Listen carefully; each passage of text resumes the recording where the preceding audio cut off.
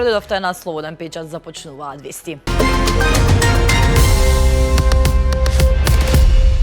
Исплатата на средствата од мерката Мој ДДВ за последниот квартал ќе биде реализирана најдоцна до крајот на ноември, соопштија надлежните институции. Граѓаните кои редовно ги скенираат фискалните сметки преку апликацијата треба да ги добијат повратните износи директно на своите трансакциски сметки во наредните денови. Од управата за јавни приходи нагласуваат дека обработката на податоците е во завршна фаза и дека најголем дел од барањата се веќе проверени. Исплатите ќе се вршат по етапи со цел да нема технички преоптоварувања, но ќе бидат комплетирани во рокот што е најавен.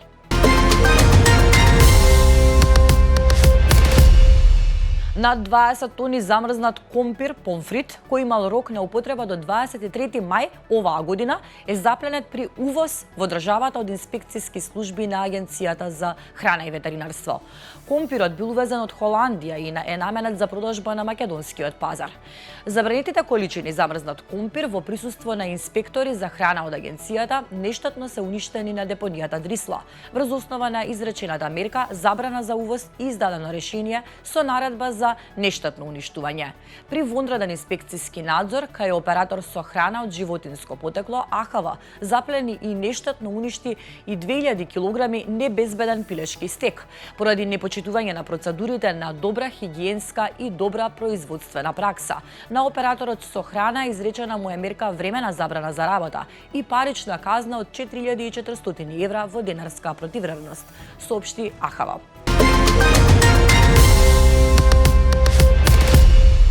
Собственикот на Рома Кафе од Кавадарци упати остар демант по изјавите на градоначалникот Митко Јанчев, како и по медиумските објави поврзани со приведувањето на српскиот пејач Аца Лукас и прекинувањето на неговиот настап.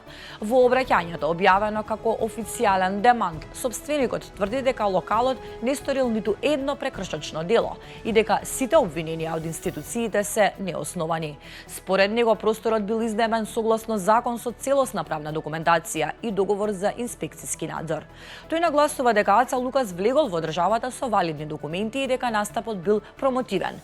Тој исто така демантира дека имало 700 гости и дека бил надминат капацитетот. Според него, во локалот имало околу 400 гости. Владата категорично ги отфрла тврдењата на опозицијата за наводна нетранспарентност околу скандалот со ИПАРД програмата. Се очекува Министерството за земјоделство и сите надлежни институции, вклучително и судските органи кои постапуваат надвор од извршната власт, да ги дадат своите информации за состојбите. СДСМ обвини дека 2 недели по скандалот за ИПАРД, наместо да даде одговор на клучните прашања, министерот Цветан Трипуновски бега од одговорност од вистината за суспензија на парите, а бега и од одговори. Средствата од ИПАРД-3 програмата 2021-2027 во Македонија се привремено суспендирани поради проблеми и сомнежи околу работењето на Агенцијата за финансиска поддршка во земјоделството и руралниот развој, што предизвика прекин на исплатите како превентивна мерка за заштита на европските фондови.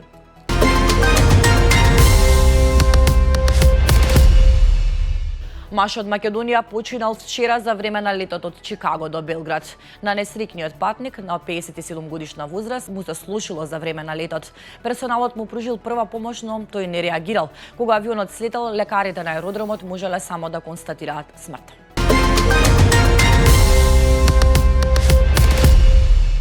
Во интервју за Слободен печат, Томас Вајц известуваш за Македонија во Европскиот парламент вели: "Она што го гледаме од бугарска страна е силен развој на национален наратив, што создава поделби и е насочен против соседот и всушност би рекол против нивните најблиски пријатели во регионот.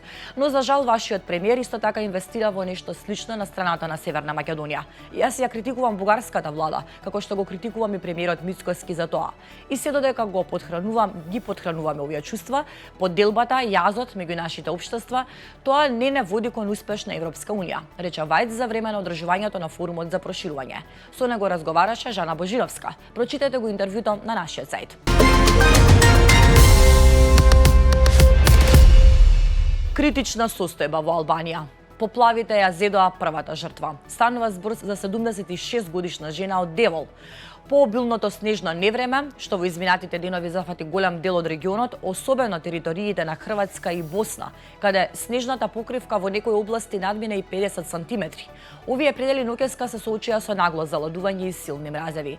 Продорот на многу студена воздушна маса од север предизвика значителен пат на температурите, па така речиси на секаде се бележат вредности под нулата.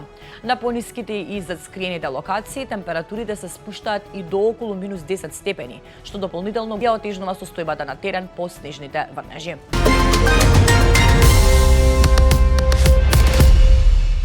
Синиша Каран од Српската владеачка партија Сојуз на независните социјалдемократи победи на предвремените председателски избори во Република Српска. Српскиот ентитет во рамките на Босна и Херцеговина според прелиминарните официјални резултати.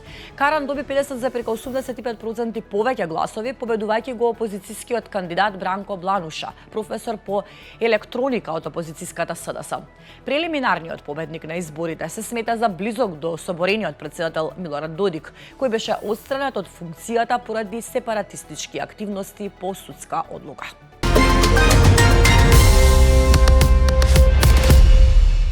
Најмалку 4 лица се убиени, а најмалку 17 се ранети во напад на руски беспилотни летала врз Харков. Меѓу повредените има и деца. Дроновите нападнаа 3 стамбени згради и една инфраструктурна зграда, а за време на нападот избувна и пожар.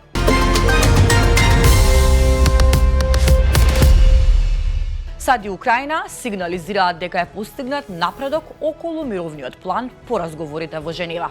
Преговарачите на Соединетите Американски држави и Украина се согласиле за ажурирана и рафинирана мировна рамка и продолжување со интензивна работа на американскиот мировен план за ставање крај на војната меѓу Москва и Киев во наредните денови. Државниот секретар на САД Марко Рубио изјави дека имало огромен напредок во разговорите и во детализирање на делови од планот кој Русија предпазливо го поздрави. Додека одделни функционери во Киев, како и некои од европските сојузници на Украина го оценуваат како премногу поволен за Кремљ.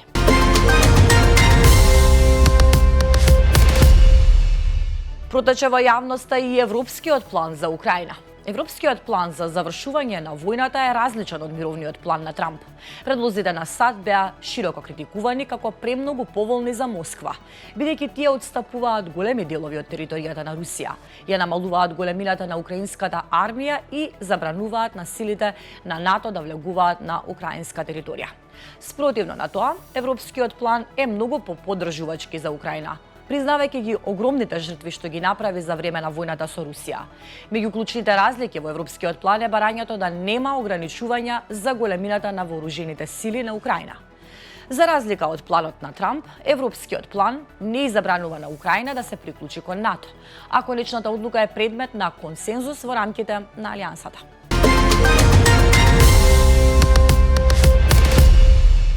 Аеродромот во Вилнус синоќа беше затворен поради појава на балони со шверцувана стока, соопшти Литванскиот национален центар за управување со кризи.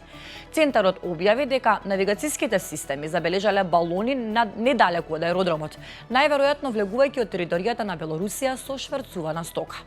Ова е еден од најчестите случаи на затворање на аеродроми поради балони во изминатиот месец.